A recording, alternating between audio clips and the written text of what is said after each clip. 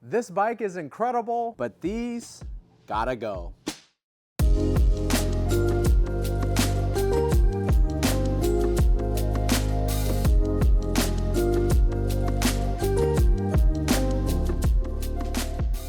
This is a brand new 2026 KTM 990 RCR, and thanks to US regulations, it comes with some of the biggest, ugliest turn signals you'll ever see on a modern sport bike.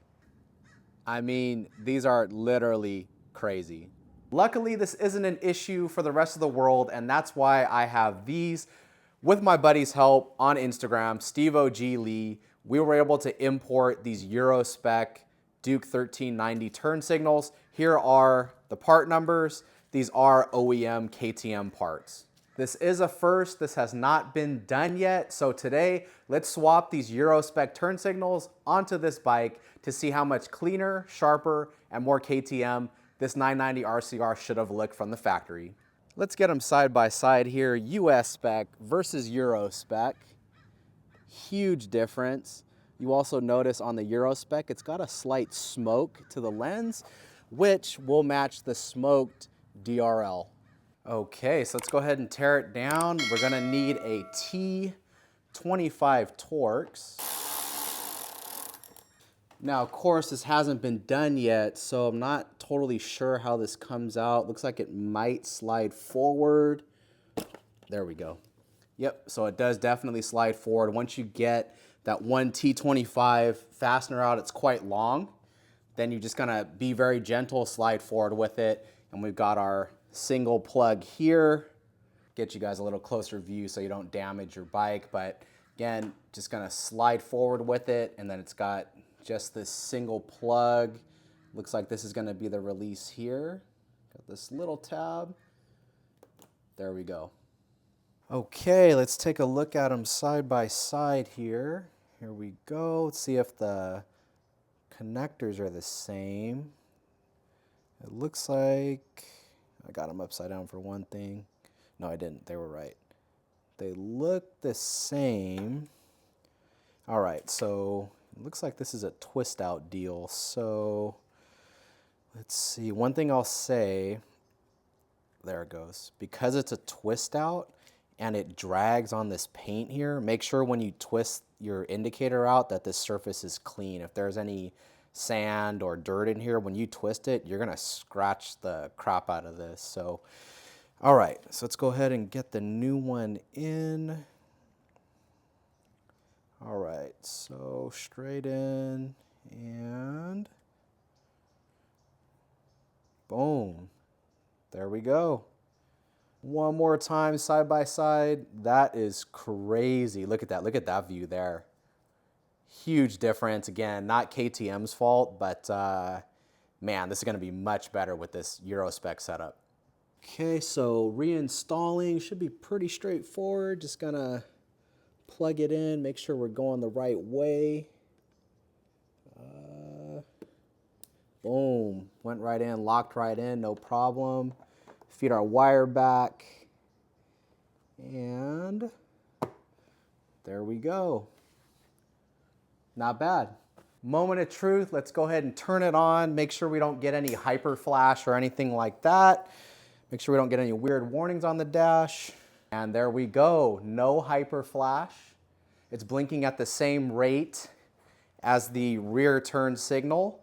Don't worry, we're going to address this whole monstrosity later on. I didn't want to spend any money on the Eurospec rear brake lights and turn signals because we're just going to change everything anyway, but no warnings on the dash. Let's go to the other turn signal.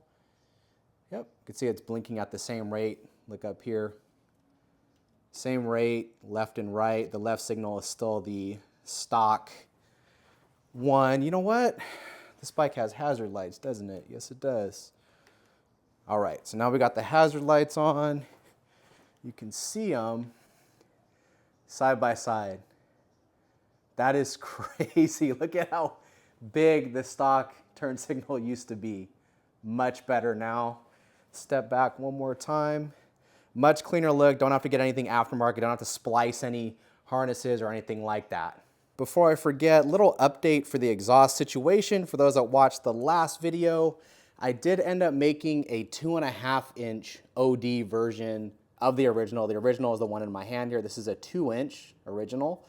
Now I've got this 2.5-inch. I think it looks a little bit better with the bigger exit as opposed to just that 2-inch, but I noticed it did change the sound. Still gotta do some more testing with this setup. Initially though, it is a little bit deeper with the bigger exit, but there is less popping. So for me, that's good.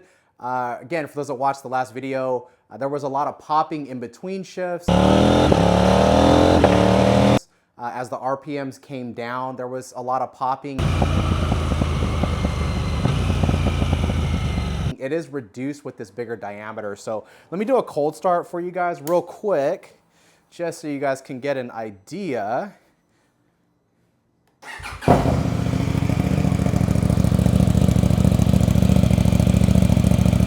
And let's go ahead and do a couple revs.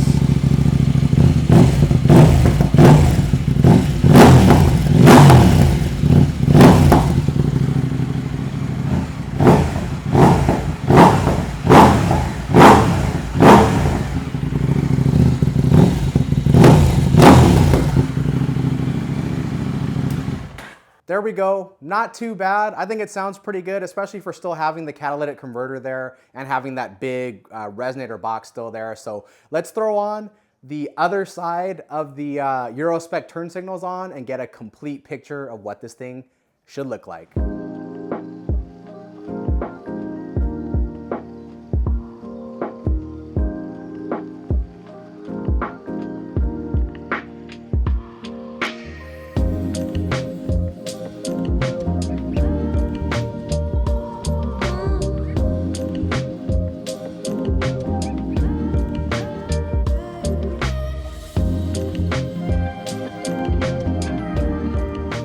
And there it is, all completed, first in the world, US spec 990 RCR with Eurospec turn signals. Looks nice and OEM because it is OEM, just from a different market in the world. If I can get my camera to focus, looks 20 times better. Real quick, again, with them both on. You can see no hyper flash, not doing anything weird with the dash, no issues. Let's turn the hazards off. Let's go to the left. No hyper flash. And we'll go back to the right. No hyper flash, works 100% perfect. And that's the 990 RCR, done cleaner, sharper, and way better looking. Same bike, but with a totally different look, just because of this small change. If this video helped you at all, hit the like button, drop a question below, hit that subscribe button, because the next video is going to be on a whole different level. We are going to put this turbocharger and this sheet metal intake on this 2022 Yamaha XSR 700 and start our ultimate turbo cafe racer build. You don't want to miss that one. No bench racing, no theory, real parts, real install with real results. If you want to support the channel so we can do more videos like this, more builds like this, make sure you check out the affiliate links and coupon codes down below for Gion USA, Dynamoto, Cardo Systems, and MyGP Racing. And until next time, guys, see you on the next one.